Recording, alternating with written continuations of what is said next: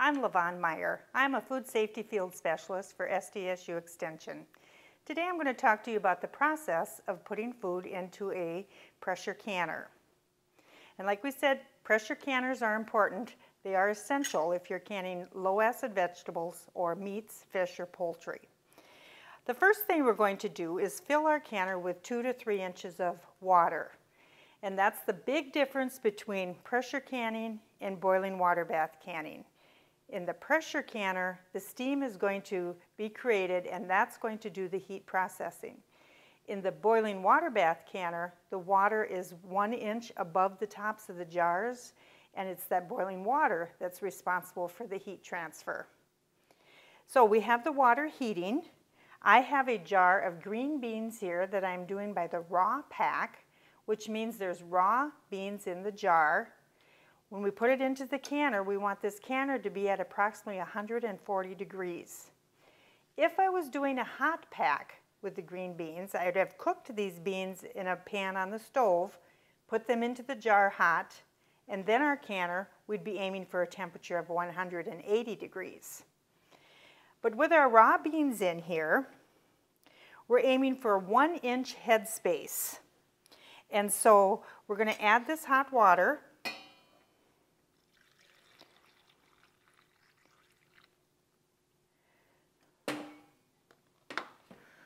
We use the tool on this end to make sure we don't have any water or air bubbles in there. We run it up and down the sides of the jar.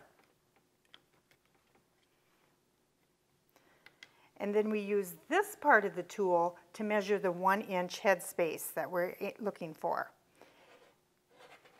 1 inch is very important in a pressure canner. And you can see we have a couple examples here of a vegetable soup and some canned meat, both with a 1 inch headspace. Then we take a clean paper towel, wet paper towel, or a clean cloth, and you're going to clean off the surface of that jar. You do not want one little seed or piece of pulp or food there, because that could keep the seal from happening. So when we know that's clean, then we use our magnetic wand and we pull the lid out of the hot water. And for this, you bring that water to a boil, turn it off or take it off the burner, put your lids in for a little while. You're not boiling them, but you're warming them up enough that you're going to soften this rubber gasket around that lid.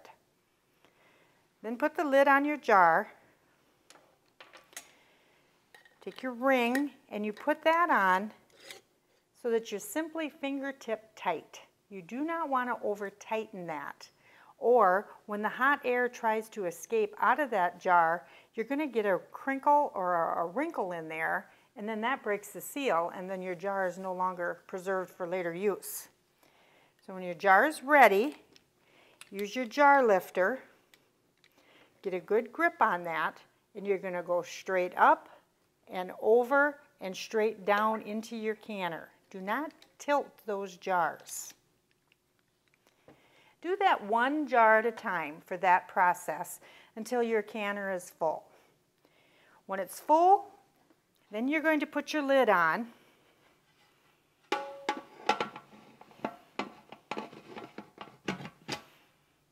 And that goes on very tight. And you want that to be very tight so that this will become a chamber of pressured air. When you're that far, turn your burner up as high as it can go and then wait a little bit. And it's going to build steam in there. And you want a cone of steam coming out of this vent pipe up here. And you're going to time that with your timer for 10 minutes. It takes 10 minutes to get all those air pockets out of there so that you can have a pressurized chamber here. So you've set your timer for 10 minutes. You've watched that steam come out. When the timer goes off, for this canner, we're going to put this weighted gauge on here. And this gauge is at 15 pounds, which is recommended for this area according to the food type we have and for the altitude where we live. And this is going to be hot, and so you put that on as quickly as you can, and It's going to contain it so that that steam can't escape there anymore. Then we wait. And when the pressure starts to build, you're going to hear that. And on a weighted gauge canner, they all have their own sound. Some of them are going to jiggle, some are going to hiss, some are going to rock. So you want to listen for your canner, and when it comes to that point, it's going to wiggle like that because this is a regulating weight, and it's going to regulate to maintain that pressure of 15 pounds. So when it starts making that noise, that's when you take your timer and you set it for a second time to the recommended amount of minutes. If you were using this dial gauge canner and you've put your lid on, you've vented it for 10 minutes, you put your weight on, you build your pressure up to 11 pounds, and then you set your timer on that one. For this canner though, it is regulated by the temperature of the burner. So sometimes you do have to do a little tweaking with the amount of heat coming from your burner to maintain that amount of pressure that you have in that canner. Generally, you can start turning your burner down a little bit at a time once that pressure has been built. But if it drops below 11 pounds of pressure, or if this stops rocking completely, then you have to turn that heat up and start the process over again and start timing from when it starts rocking again. When your time is up, you can shut your burner off and you can just leave it sit. If you are able to move it off of an electric stove, that's a good thing, and it will cool down a little faster. If you can't move it, don't worry about it, but just let it sit. Eventually the pressure will come down on its own. Don't try to do anything to speed up that process. But when the pressure is down, then you're able to take that lid off.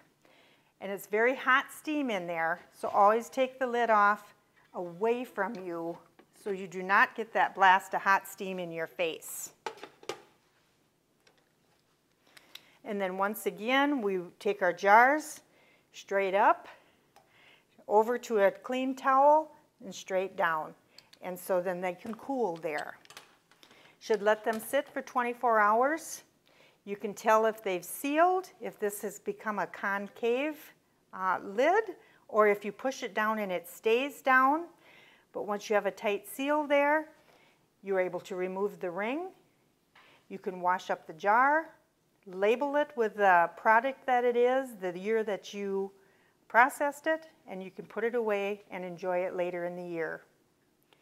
As far as your canner, empty out the water. Make sure you have no little pieces of food in any crack or crevice.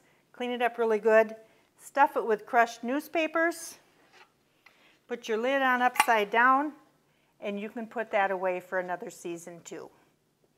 And that's all there is to pressure canning. I hope you enjoy the process. When preserving foods, use a tested recipe so you can home can with confidence. The United States Department of Agriculture and land-grant universities such as SDSU Extension and companies that use USDA guidelines are examples of credible sources.